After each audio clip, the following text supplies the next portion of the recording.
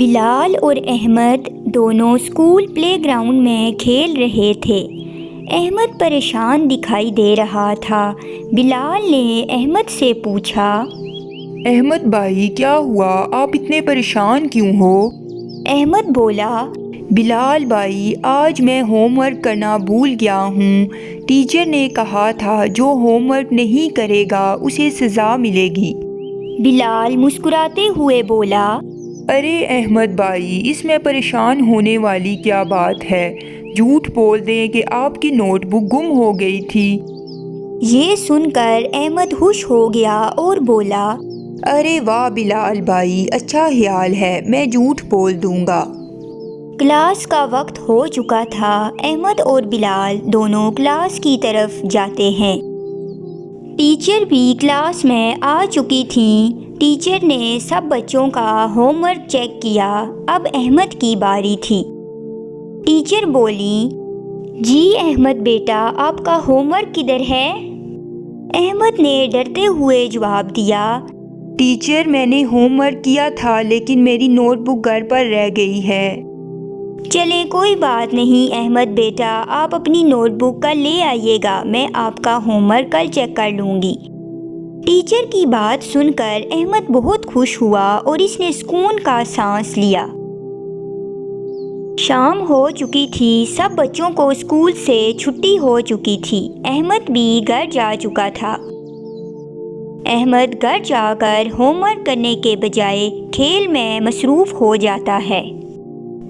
کچھ دیر میں احمد کے ابو جان بھی گھر واپس آ جاتے ہیں۔ وہ احمد کے کمرے کی طرف جاتے ہیں۔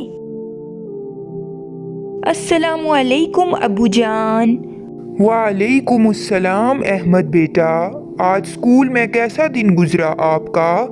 احمد بولا، جی ابو جان ٹھیک تھا۔ احمد نے بڑے فخر کے ساتھ ابو جان کو اپنے جھوٹ کے بارے میں بتایا۔ احمد بولا، ابو جان آپ کو پتا ہے آج میں نے ہوم ورک نہیں کیا تھا اور اپنی ٹیچر سے جھوٹ کہہ دیا کہ میری نوٹ بک گھر پر رہ گئی ہے۔ یہ سن کر احمد کے ابو جان کو بہت غصہ آیا اور وہ سختی سے بولے، کیا آپ نے جھوٹ بولا؟ بیٹا آپ کو معلوم ہے کہ جھوٹ کتنا بڑا گناہ ہے؟ قرآن میں اللہ تعالیٰ فرماتے ہیں، بے شک اللہ جھوٹے اور حد سے گزرنے والے کو ہدایت نہیں دیتا۔ یہ سن کر احمد بولا، لیکن ابو جان یہ صرف ایک معمولی جھوٹ تھا۔ بیٹا کوئی جھوٹ معمولی نہیں ہوتا۔ ہمارے پیارے نبی حضرت محمد صلی اللہ علیہ وسلم نے فرمایا، سچائی نیکی کی طرف لے جاتی ہے اور نیکی جنت تک پہنچاتی ہے، اور جھوٹ برائی کی طرف لے جاتا ہے اور برائی جہنم تک پہنچاتی ہے۔ احمد بولا، ابو جان کیا جھوٹ بولنا اتنا بڑا گناہ ہے جو ہمیں جہنم تک لے جاتا ہے؟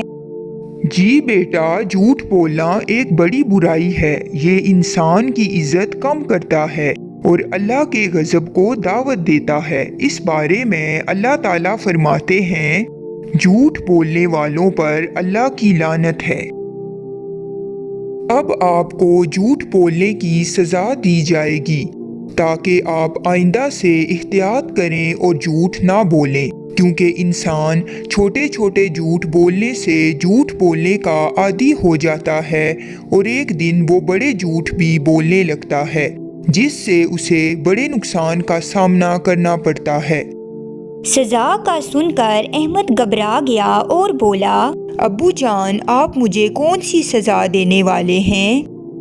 بیٹا ایک تو یہ کہ کل آپ نے اپنی ٹیچر سے معافی مانگنی ہے اور اپنی غلطی قبول کرنی ہے، اور دوسرا یہ کہ آپ نے ایک ہفتے تک روزانہ گھر کے کاموں میں اپنی امی جان کی مدد کرنی ہے۔ یہ سن کر احمد بولا، ابو جان میں گھر کے کام کیسے کرواؤں گا؟ یہ تو مجھے آتے ہی نہیں، اور ٹیچر کے سامنے اپنے جھوٹ کا اعتراف کیسے کروں گا؟ ایسے تو ٹیچر سے مجھے مار پڑے گی اور سب کلاس کے بچے میرا مذاق اڑائیں گے۔ بیٹا آپ کی اصلاح کے لیے یہ کرنا ضروری ہے۔ میں کل آپ کے دوست سے پوچھوں گا کہ آپ نے ایسا کیا یا نہیں۔ اگلے دن احمد نے اپنی غلطی مان کر اپنی ٹیچر سے معافی مانگی۔ ٹیچر نے احمد کو سزا دینے کے بجائے اس کی تعریف کی۔ شاباش احمد بیٹا، کم سے کم آپ کو اپنی غلطی کا احساس تو ہوا، اب آپ نے آئندہ جھوٹ نہیں بولنا۔ یاد رکھو احمد بیٹا، جھوٹا انسان کبھی کامیاب نہیں ہو سکتا، نہ اس دنیا میں اور نہ ہی آخرت میں۔ ٹیچر کی بات سن کر احمد بولا، جی ٹیچر، میں آئندہ کبھی جھوٹ نہیں بولوں گا، کیونکہ میں جہنم میں نہیں جانا چاہتا اور نہ ہی اللہ تعالیٰ کو ناراض کرنا چاہتا ہوں۔ شاباش بیٹا، اب آپ سے اللہ تعالیٰ بھی یقیناً بہت خوش ہوئے ہوں گے۔ پیارے دوستو، ہمیں اس کہانی سے یہ سبق ملتا ہے کہ جھوٹ بولنا وقتی فائدہ تو دے سکتا ہے، لیکن اس کے نتائج ہمیشہ نقصان دہ ہوتے ہیں۔ سچ بولنے والوں کو اللہ تعالیٰ بھی پسند فرماتا ہے اور دنیا و آخرت کی کامیابی بھی اسی میں ہے۔ اللہ تعالیٰ فرماتا ہے، جھوٹ تو صرف وہی لوگ گڑتے ہیں جو اللہ کی آیات پر ایمان نہیں رکھتے، اور وہی لوگ جھوٹے ہیں۔